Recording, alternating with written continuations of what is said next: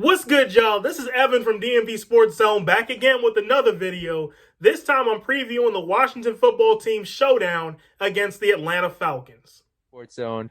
Chased down by Beal in the corner for three, gets fouled and hits. Welcome to DC. Well, they tag him out. You know where you're at, the USA cap. You're taking it slightly, I'm taking it slightly. Now how you gon' act on you gon' be right back. Well, we gon' be right here, we gon' be right here. We ain't going nowhere. Welcome to DC. DC, the home of Chuck Brown. Oh, you don't know the sound? Well, let me break it down. All right, first let's talk about the Washington football team. Washington comes into this game at 1-2, coming off a 43-21 loss in Buffalo, and it just was not a good weekend all around here in the nation's capital. But that was last week.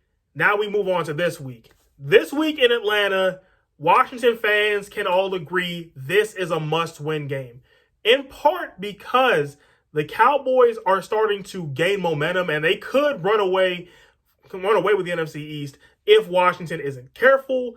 And in addition, of everybody in the NFC East, Washington does have the easiest opponent this week. Washington is on the road at Atlanta. Cowboys are at home against the undefeated Carolina Panthers, who, yes, they are missing Christian McCaffrey, but that's a Carolina team that is currently second in the league in scoring defense.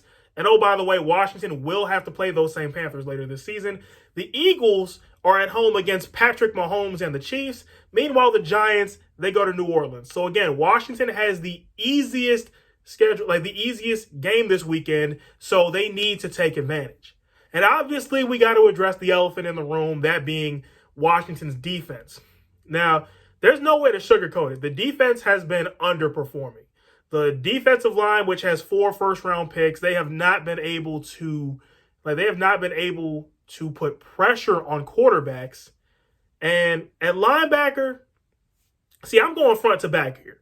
Linebacker, I really believe that the bulk of the snaps at linebacker should be taken by 2 guys, our young linebackers.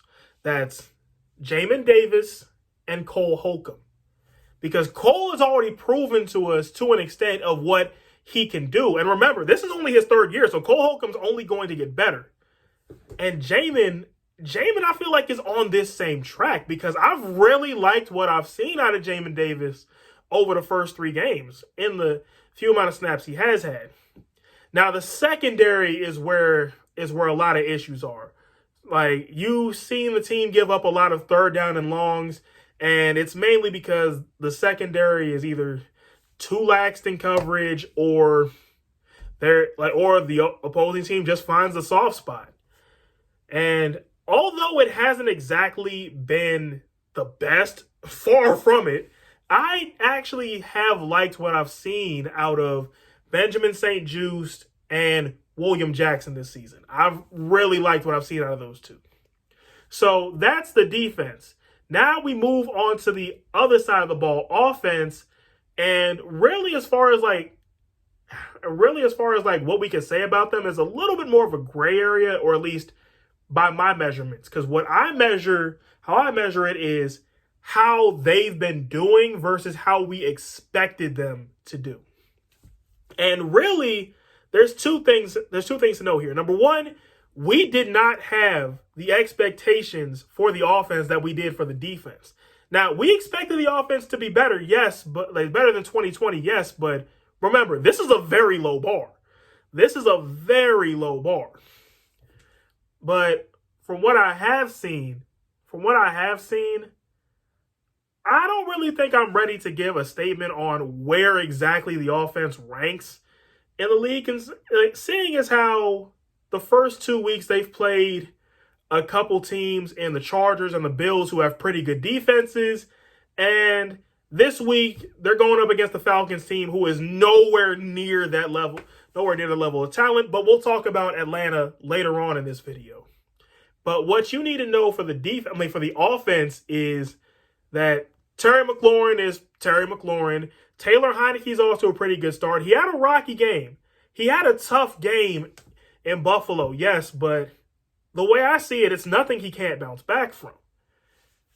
Like, there's nothing Taylor Heineke can't bounce back from. But what I really want to see from this offense, like from the Washington offense, commit more to the run.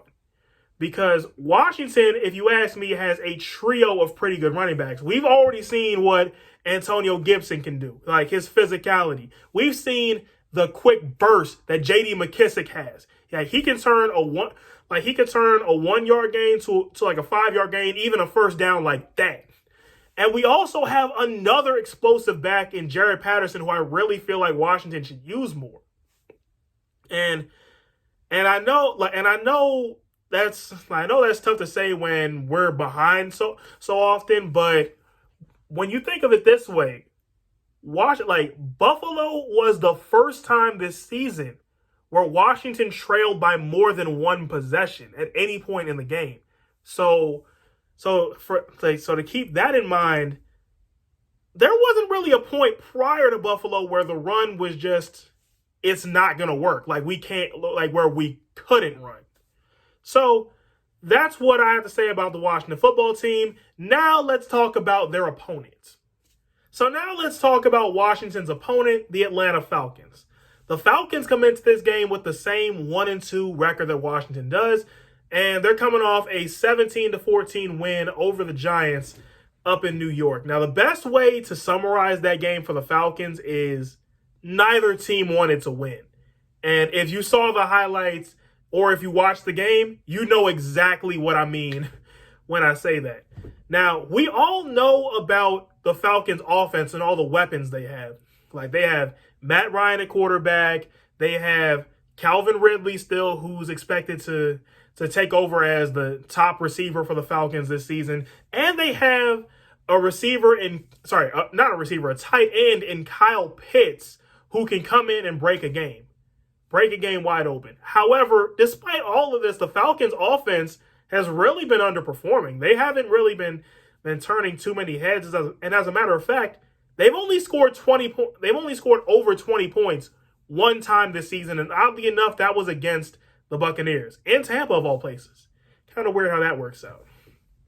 So you have a Falcons offense that has not been performing like people think they would. So this is a prime opportunity for the Washington defense to, if nothing else, get some confidence. Get some confidence and kind of get out of their own heads, because trust me, I've been there and I know exactly how bad that is. But now moving on to the Falcons defense. Atlanta's defense features a name we're all familiar with here in Washington, Fabian Moreau. But the Falcons defense as a whole, the best way I could describe Atlanta is everything that Washington's defense is right now. That's not only what the Falcons are, that's what the Falcons were supposed to be. Atlanta's given up 373 yards per game in total. That's middle of the pack. I mean, it's above Washington, but it's not exactly a good defense either. They're beatable on the air. They're decent against the run, but they're more so beatable through the air. That's how quarterbacks Tom Brady victimized them, but when you're playing Tom Brady, you kind of got to put an asterisk next to that game. But one thing you can't put an asterisk by is this Falcons team got lit up by Jalen Hurts and an Eagles team who, oh, by the way, has not won a game since they left Atlanta in week 1. And they almost blew one against the Giants team who, oh, by the way, is 0-3. Now, speaking of the NFC East, as you just heard, they've played the Eagles and the Giants. And let's just say the Falcons haven't fared too well against the NFC East. They're 1-1, yes.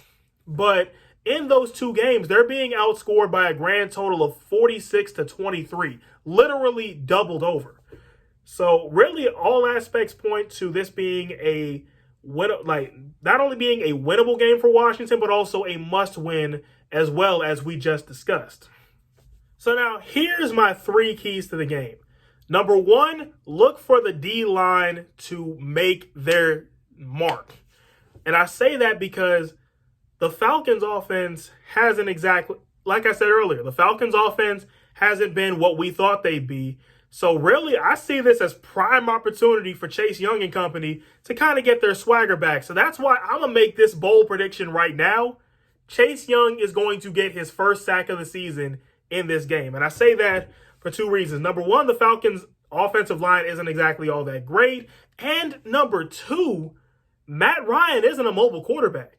Like, Matt Ryan is not a mobile quarterback. He doesn't have, at this stage in his career, the ability to extend plays like a Justin Herbert, like a Josh Allen, like a Daniel Jones who just randomly gets superpowers whenever he plays Washington. Matt Ryan at this stage in his career does not have that, and that leads me into key number two, is that so far, Taylor Heineke's actually put up pretty similar stats to Matt Ryan. They've both thrown the same amount of interceptions. Taylor Heineke has one more touchdown and a better QBR. So that means Taylor Heineke could keep Washington in this game and possibly even win it. So in other words, watch out for Bud Light. Watch out for Taylor Bud Light down in the dirty South. That's number two. And number three, what I'm going to say next sounds weird, but just stay with me on this one. If Washington is behind at halftime, it's not really too much of a big deal in this context. And the reason why I say that is because the Falcons have a reputation for choking. They have a reputation for choking. So it's like no matter how big the Falcons big of a lead the Falcons get, the game ain't over. The game ain't over, especially with Atlanta's defense, who let's be honest, they're not exactly the best unit. So, in other words, I say all of this to say, I know Washington looked bad last week, but do you really trust the Falcons? Think about that. Well, that's the preview from me and Bobby and everybody else in the DMV Sports Zone. Yes, I named this cardboard cutout Bobby. I dare you to do something about it. Anyway, you know I like to have fun, y'all. Anyway, we got a lot more content coming for you this week on DMV Sports Zone leading up to the game. And until then, I'm Evan from DMV Sports Zone signing off.